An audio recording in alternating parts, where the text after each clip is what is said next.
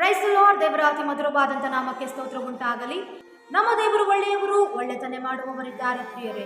ದೇವರು ಮಾಡಿರುವಂಥ ಉಪಕಾರವನ್ನು ನಾವು ಎಂದಿಗೂ ಕೂಡ ಮರೆಯಬಾರದು. ನಿಮ್ಮೆಲ್ಲರಿಗೂ ಯೇಸು ಕ್ರಿಸ್ತನ ಮಧುರ ನಾಮದಿಂದ ನಾನು ವಂದಿಸುವವಳಾಗಿದ್ದೇನೆ.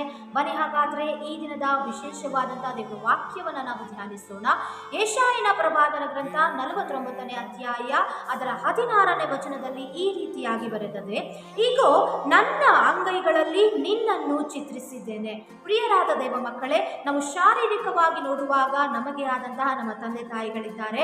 ಆದರೆ ಆತ್ಮಿಕವಾಗಿ ನಾವು ನೋಡುವಾಗ ನಾವು ದೇವರ ಅಂಗೈಯಲ್ಲಿ ಚಿತ್ರಿಸಲ್ಪಟ್ಟವರಾಗಿದ್ದೇವೆ ಪ್ರಿಯರೇ.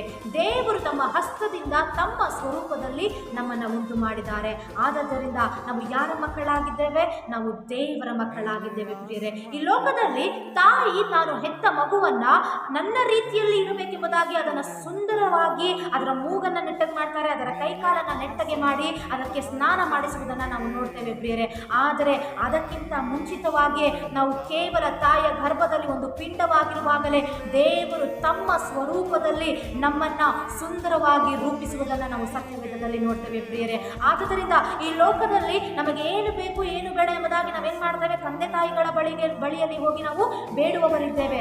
ಆದರೆ ಪ್ರಿಯರಾದ ದೇವ ಮಕ್ಕಳೇ, ಇವತ್ತು ನಾನು ನಿಮಗೆ ಹೇಳ್ತೇನೆ, ನಿಮಗೆ ಏನು ಕೊರತೆ ಇದೆ, ನಿಮಗೆ ಏನು ಅಗತ್ಯವಿದೆ, ನಿಮಗೆ ಯಾವುದರ ಅವಶ್ಯಕತೆ ಇದೆ, ನಿಮ್ಮ ತಂದೆ ತಾಯಿಗಳ ಬಳಿಯಲ್ಲಿ ಬೇಡುವುದಕ್ಕಿಂತ ಮುಂಚಿತವಾಗಿ ಅದರ ಕುರಿತಾಗಿ ನೀವು ದೇವರ ಬಳಿಯಲ್ಲಿ ಬೇಡುವಾಗ ದೇವರು ಅವುಗಳ ಕುರಿತಾಗಿ ನಿಮ್ಮ ಅಗತ್ಯವನ್ನೆಲ್ಲ ಪೂರೈಸುವವನಾಗಿದ್ದಾನೆ ಪ್ರಿಯರೇ. ಹೆತ್ತ ತಂದೆ ತಾಯಿಗಳು ನಿಮ್ಮನ್ನು ಮರೆತರೂ ಕೂಡ ನನ್ನ ಪರಲೋಕದಲ್ಲಿರುವಂಥ ದೇವರು ನಿಮ್ಮನ್ನು ಯಾವತ್ತೂ ಕೂಡ ಮರೆಯುವುದಿಲ್ಲ ಪ್ರಿಯರೇ, ನಿಮ್ಮನ್ನು ತೊರೆಯುವುದಿಲ್ಲ. ಆದ್ದರಿಂದ ನಿಮ್ಮ ತಂದೆ ತಾಯಿಗಳಿಗಿಂತ ಹೆಚ್ಚಾಗಿ ನೀವು ದೇವರನ್ನು ಪ್ರೀತಿಸುವಾಗ ದೇವರು ಕೂಡ ಆತನ ಸ್ವರೂಪದಲ್ಲಿ ನಿಮ್ಮನ್ನು ಉಂಟು ಮಾಡಿ ಅತ್ಯಧಿಕವಾಗಿ ನಿಮಗೆ ಏನು ಬೇಕು ಏನು ಬೇಡ ನಿಮ್ಮ ಅಗತ್ಯ ಅವಶ್ಯಕತೆಗಳನ್ನೆಲ್ಲ ಪೂರೈಸಿ ಪ್ರತಿದಿನವೂ ನಿಮ್ಮನ್ನು ನಡೆಸುವಾತನಾಗಿದ್ದಾನೆ ಪ್ರಿಯರೇ. ಈ ದೇವರ ವಾಕ್ಯಗಳ ಮುಖಾಂತರವಾಗಿ ಕರ್ತನು ನಿಮ್ಮನ್ನು ಆಶೀರ್ವದಿಸಲಿ, ನಿಮ್ಮೊಂದಿಗಿರಲಿ. God bless you. ಆಮೆನ್.